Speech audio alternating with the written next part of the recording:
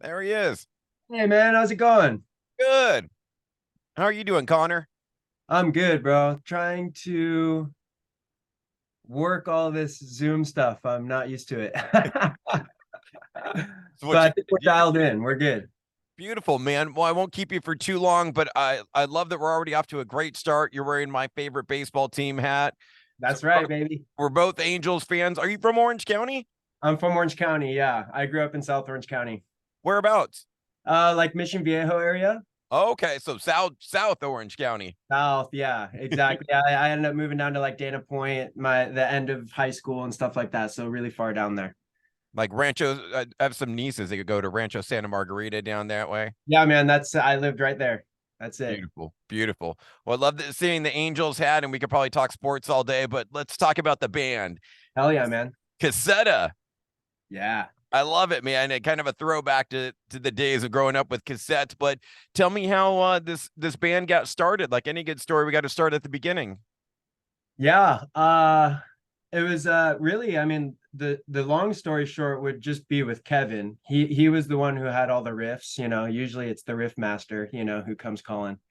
But we kind of have, for me and Kevin, we had a mutual friend. His name's Ryan. He owns the studio that we've done all of our music out of and stuff like that. But he and I are good friends, and our old bands had played a bunch of shows together. And then Kevin is in a band with him called Pressure Cracks. That's with Jason Allen, Aaron Butler, and all that. And Okay. we were playing a show up in Seattle, and that's how I first met Kevin, actually, which was like the end of last year, I believe. And we had so many mutual friends that just kind of worked out. And he was looking for a singer, and my band was kind of like on the fringe of breaking up at that point.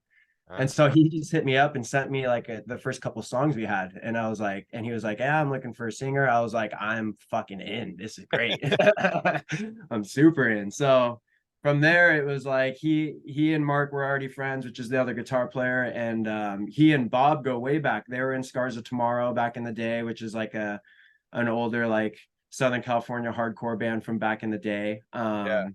And Bob, he knew Alex from those days. They used to play shows together at Showcase and all that back when with Suicide Silence. And that's kind of how it all came together. Kevin was like the catalyst. He hit me up, I was in, and then we rounded out the lineup with those guys, and it's been rolling ever since. We're super stoked. Yeah, I love what I'm hearing so far, and it all started from riffs. But was there, being that you have a past, was there anything that you kind of went in with the headspace of like, I'm going to make sure I do this or that versus last time, or anything musically that you wanted to do differently this time around? Yeah, with this band, I just know when from the first conversations with Kevin, he was like, dude, I just want it to be as like heavy as sounding as possible. Like there's a lot of bands who lean like in the hardcore scene more punk or just more metal or whatever. We were like, let's just have the gnarliest breakdowns we can, and it's like breakdown after breakdown. And this is kind of how it worked out. And for me, that's exactly what I came from, just going to like beat down hardcore shows and stuff like that when I was like 13, 14 years old in the first beginning days of dabbling in the hardcore scene for me. And to do it with the guys that when I was in high school and whatnot, going to their shows, it was a no-brainer. So that was awesome. I think that with the songs though, I don't think they tend to sound too much like a Scars of Tomorrow or even like a Suicide Silence. Uh, There's little hints of that in there, but really it's more so like let's just like smash some faces with some breaks. You know what I'm saying? Couple blast beats, little bit of punk thrown in there, but it's like it's no frills. I love, man, love what I'm hearing so far. And then we finally get to see it all live for the first time ever, coming up Friday, November 17th at Chain Reaction, and a couple other bands on the bill, Desmadre, Yeah, buddy. and then That's a big one. and then all these bands out of the Inland Empire that I love. Talk to me Yeah. about the lineup you put together for this debut show.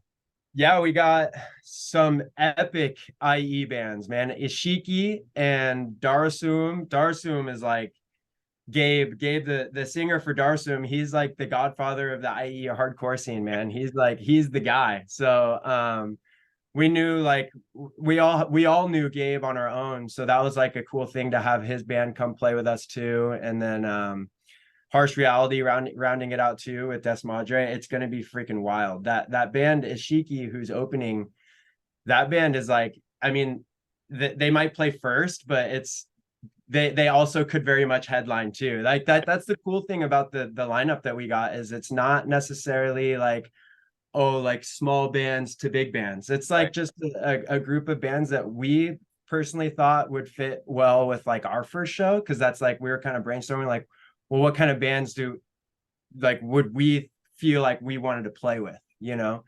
So it really ended up like they're doing us the favor of playing with us, which is really, really cool. And we can ask for a better lineup with that. And it's going to be a pretty fun night, bro. Now, as far as set list, is there more songs that you haven't unleashed yet that we'll get to hear that night? Covers? What are we doing? How are we Oh filling out yeah. the set list? Yeah. I mean, shit, Kevin has written like 15 or 16 songs, man. Oh wow. We're deep. Yeah. And I think with lyrics, we've got probably close to 10 songs or something like that. Totally like ready. Done is an overstatement. They're never done, dude, until we're made to stop because they're recorded. You know, it's like, Right. but yeah, we've got a good set list. It's really just about making sure that we're going to be able to slam every song. You know what I'm saying? So recently, because now Alex is back from tour and whatnot, we're going to have to hammer down on a lot of rehearsals and kind of see where that goes. We do have plans on throwing a little surprise cover song in there at the end for Ah, people, just to make sure that people have some words to sing, since they might not be super familiar with ours yet, you know. okay. Okay. But yeah, we're super stoked. We've got a lot of work to do up until then. So it's kind of like the exciting part stuff. Like it starts now, you know, getting in the room with the guys. And because up until now, it's really been a lot of like sending things back and forth online Hmm. and writing the songs that way. And especially because Alex was gone with POD and whatnot, and on tour for so long. So we've just been kind of sending him stuff that we've been doing on our own. And we get together once a week in a studio, and like we just like kind of bounce through drums through our PA, and like have fake drums and practice to it and do what we can. But yeah, now we got Alex back, and we're just gonna hit it hard in rehearsals and see what happens. Does it feel like a kid? Do you feel like starting all over again? That you get like a little bit of giddiness? Dude, we had a session actually in the recording studio like a week ago, and I left that recording studio feeling like I was like 16 again. It had been a long time since I was like, we just bonded in such a cool way, man. It was just me, Kevin, and Alex in there, and we're yelling at each other like fuck yeah. Every take was like winning the Super Bowl, man. It was pretty sweet. And energy like that, it's the only reason why I do this. I'm 35, man. I've been doing this a long time, and whether it was playing in bands or booking bands and house shows in Long Beach and stuff like that. So to be 35 and to be doing this again and like leaving sessions that stoked still is like, it just reminds you that you're in it for the right reasons, you know, and that's really the only thing I care about, is to just make cool music with my friends, you know. I love it. Love hearing that attitude and excitement from you. And talking about the 10 songs doing live, I imagine we're working our way towards an album. Do we have any sort of idea time frame next year? I imagine at this point, are you still shopping it? What's the plan that way? Yeah, honestly, we don't have like total concrete plans on like whether or not we're gonna like release a full length next year, or if we'll just do like another, maybe like 4 song EP or something like that. Because we have a lot of material, you know what I'm saying? It's just Mhm. a matter of being able to like hash it all out together and make that decision together. Because like we haven't had a whole lot of time to really sit down as a band and like talk a whole lot of future stuff. It's been like, okay, well, we got these songs.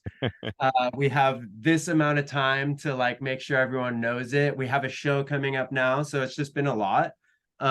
We do have 2 songs that we just finished recording that will at least one of those for sure will be released like in the next month or so, maybe a All right. little bit longer. I don't want to like put too much pressure on that. But we do have, I think we'll be crawling in our at our own little pace and releasing songs as we go. As far as like a full length, I'm just not totally sure yet. it's interesting in this day and age, and you talked about how long you've been in the business. There is that other way. You don't necessarily need the quote unquote machine anymore. So it's always interesting to see how to go about it this day and age, what you want Yeah, to do. yeah. Yeah, it's a trip, dude. Music is done differently now. It's like it used to be like, okay, like hunker down in a room with your friends, write 10 fucking songs, and like Yeah. don't come until it's done. Like, but now it's really not like that. You can just release singles, and it seems like, more kids listen to music that way, where it's like it's more about playlists and, oh, I like that one song that you did, and Right. you can release singles, and it's okay for people. And I'm always like the type of person who I like to write a whole record or whatever it Yeah. is. But with us, it's just worked out this way, where it's just we take it song by song. We're not really, for us, again, like just our age, and I think we've all kind of, I know that the Scars of Tomorrow guys, they've done that whole thing where they toured for a really long time. Alex is still knee deep in that whole life. And like for us with this band, it's more so about like we just want our friends to come mosh. You know what I'm saying? So for us, it's not like a whole lot of like, well, let's meticulously plan out things too much. Right. Of Right. course, Right. there's a little bit of that in the music. Of course, like you have to play that game a little bit, but it's just not high priority. Like we just can't wait to play live and fucking watch people go off. Yeah, no, and talking about that, like a band like Incendiary comes to mind, where Hell they yeah. kind of, have kind of done it that way. Like, we'll just kind of put it out as we go, and then they've built this thing now that's massive. So it kind of shows even more. There's more than one route to get there. It does, yeah. Incendiary, their last record, they did that, right? They were like a single, another single, another single. I'm like, are they gonna release the whole album? And then the whole album came out, and I was like, holy shit, this shit slaps, dude. Yeah, that album is incredible, man. Oh man, I love that band so much, bro. I love that shit. Love it, man. Last couple things I wanted to hit you with, just because you're an old touring dog, and ironically, it was my birthday yesterday. So I'm kind of curious, man. All the years of touring and stuff, is there a birthday moment on stage that jumps out to you, whether it was your birthday or somebody else's, or is that Uh, something you try to keep quiet when you're on tour? Like, shh, don't tell anyone it's my birthday. uh, Honestly, for me, I've never really like celebrated my birthday at a show. But I do have an epic one of my old bands. This was like 2010 maybe. This Okay. was a house show in Long Beach. I live in Long Beach, and we threw a house show for my guitar player at the time's birthday, and we had this massive party and just destroyed this house. It was actually Joyce Manor played. They were booked on this bill. Okay. And it's like right after they put out their self-titled, and so many kids showed up, bro. It was fucking insane.